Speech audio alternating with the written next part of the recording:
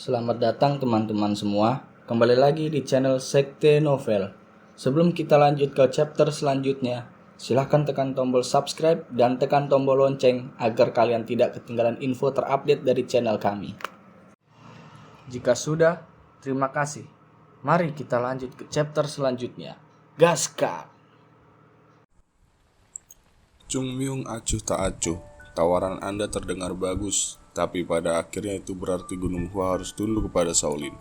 Dan kami akan masuk kembali ke 10 sekte besar itu, ucap Chung Myung. Semuanya terdiam. Wajah Bob Jong sedikit mengeras. Itu adalah pernyataan yang sangat berani, sehingga dia tidak bisa menyembunyikan keterkejutannya. Selain itu, bagaimana bisa murid kelas 3 dari satu sekte untuk berani berbicara di depan pemimpin sekte dari sekte lain? Shaolin tidak berubah sama sekali, ucap Chung Myung. Apa maksudmu? Tanya Bob Jong. Saat ditanya oleh Bob Jong, Chung Myung malah tersenyum alih-alih menjawab. Chung Myung tahu betul bahwa itu tidak dimaksudkan untuk dikatakan dengan niat buruk. Tapi itu masalahnya. Bajingan-bajingan ini mengira mereka yang memimpin, batin Chung Myung. Tentu saja mereka sombong karena mereka Shaolin. Jika Anda tidak punya urusan lain, kembalilah, ucap Chung Myung.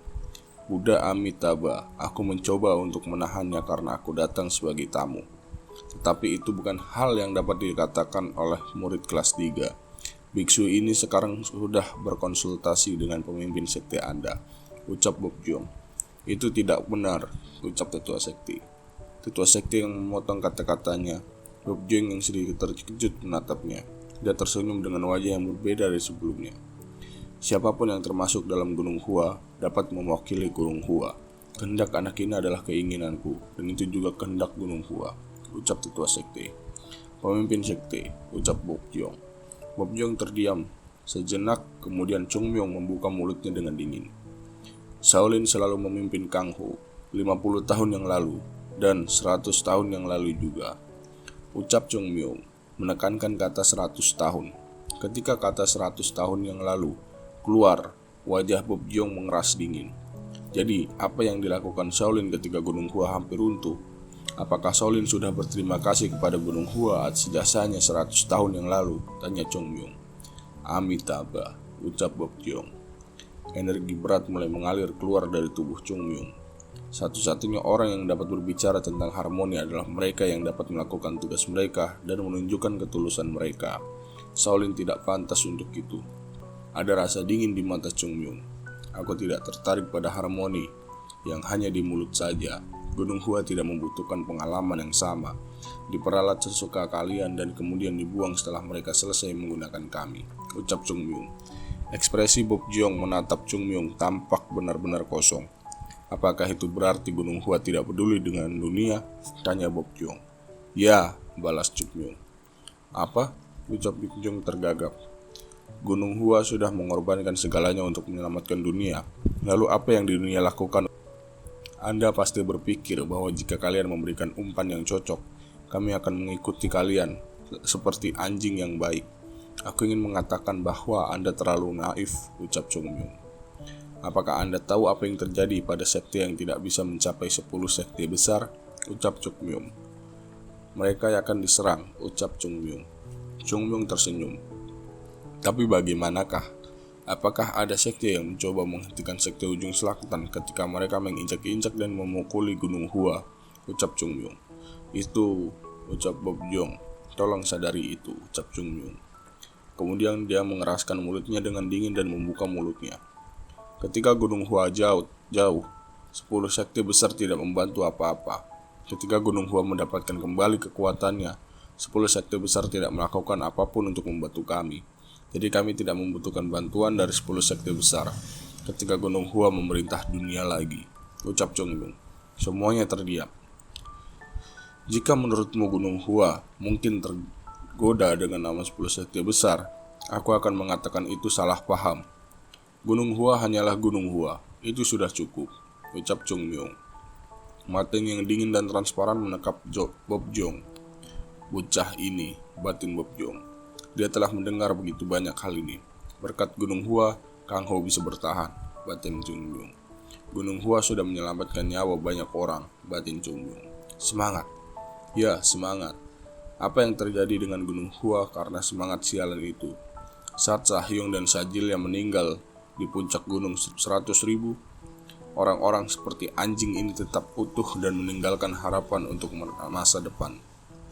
100 tahun kemudian, Shaolin tetaplah Shaolin dan 10 sekte besar tetaplah 10 sekte besar. Tetapi Gunung Hua hancur, sampai-sampai mereka hampir tidak bisa meninggalkan namanya.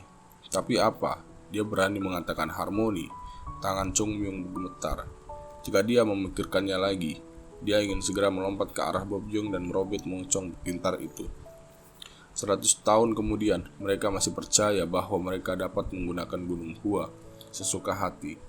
Pada saat itu mereka tertipu, meskipun mereka tahu Kang Ho benar-benar dalam bahaya kehancurannya jika tidak ada yang maju untuk memimpin mereka.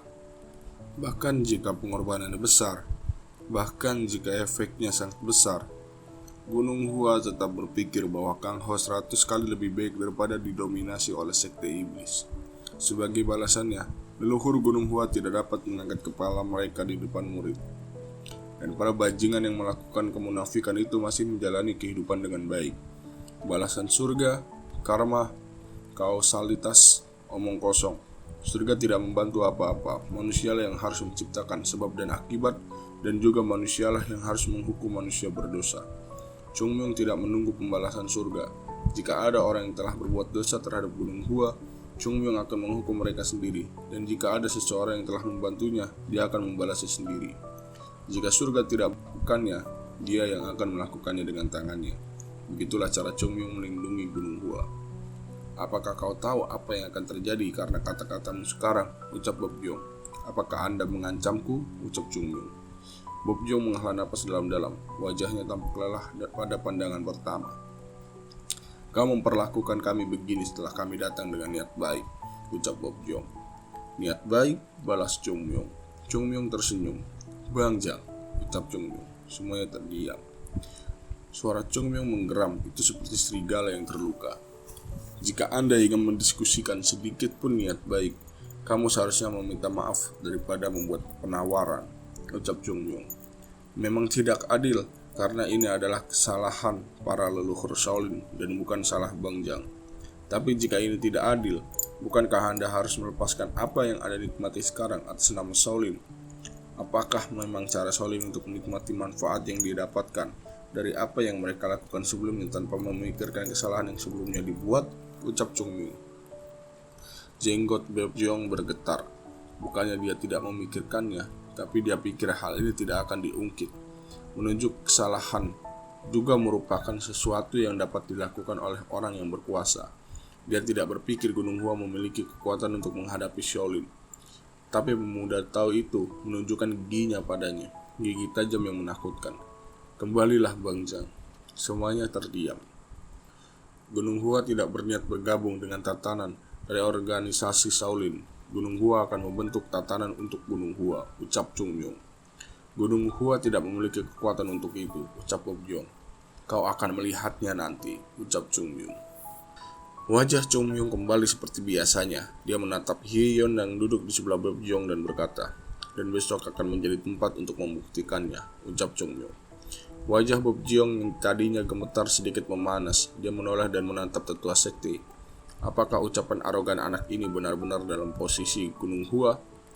Tetua sekte tersenyum seolah dia sangat malu dengan pertanyaan itu. Bagaimana itu mungkin? Itu hanya komentar anak muda emosional dan tidak melihat ke belakang, ucap tetua sekte. Lalu, ucap Bob Jong. Saat Bob Jong hendak melanjutkan kata-katanya, Hyun Jong melanjutkan dengan suara tenang.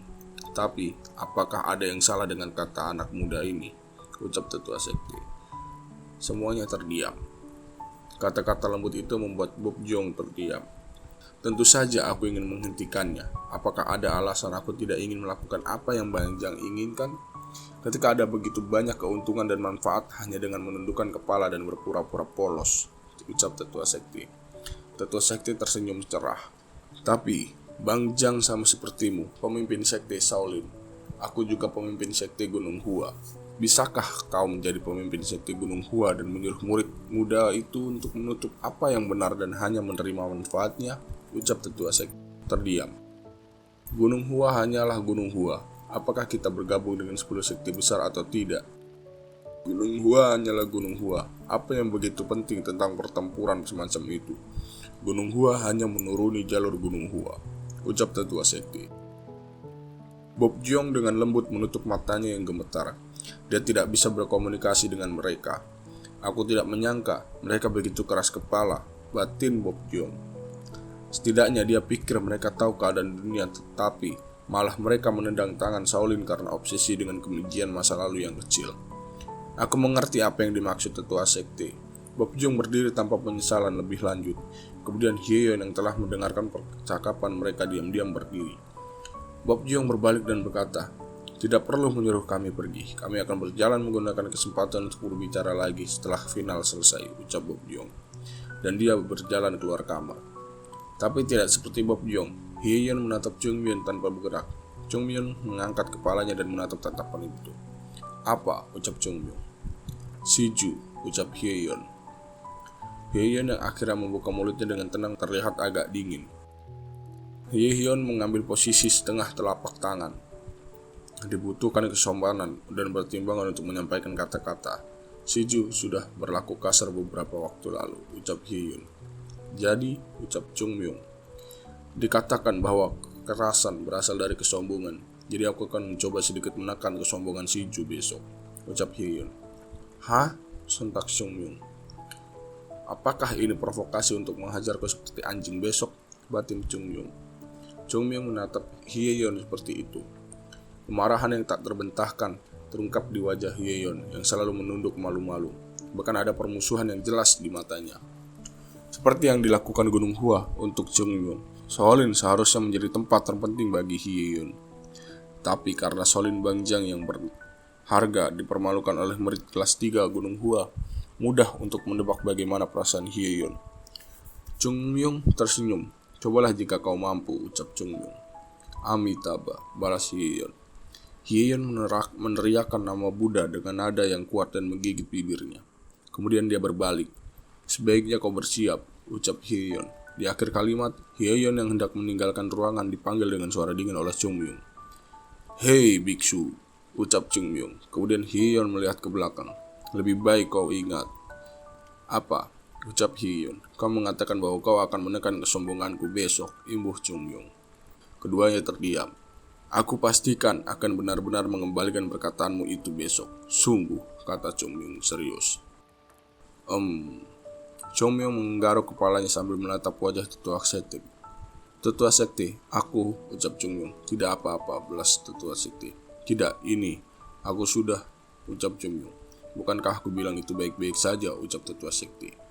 Tetua sekte tersenyum saat dia menghentikan Chung Myung yang mencoba meminta maaf dengan wajah malu.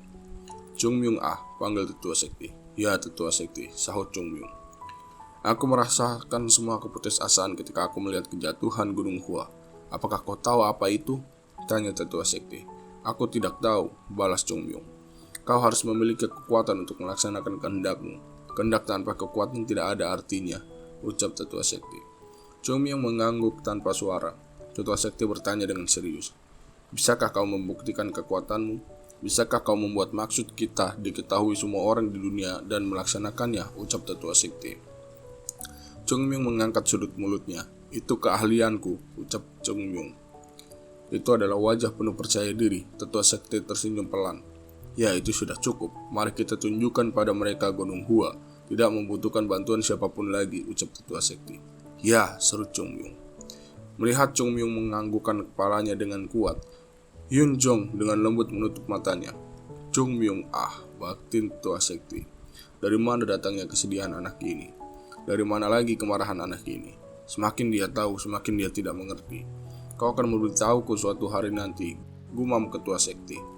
Suatu hari, Chung Myung akan berbicara tentang kesedihan di hatinya. Ketika hari itu tiba, aroma anggur plum yang kuat akan bergetar di Gunung Hua, dengan senyum tipis dan kesedihan yang samar. Itulah isi dari chapter. Terima kasih telah menyimak sampai selesai. Akhir kata dari saya, mohon maaf apabila ada salah ucap, ejaan, dan penyebutan tokoh. Sampai jumpa pada pembahasan chapter selanjutnya. Jangan lupa klik tombol like, komen, dan subscribe. Sekte Novel pamit undur diri.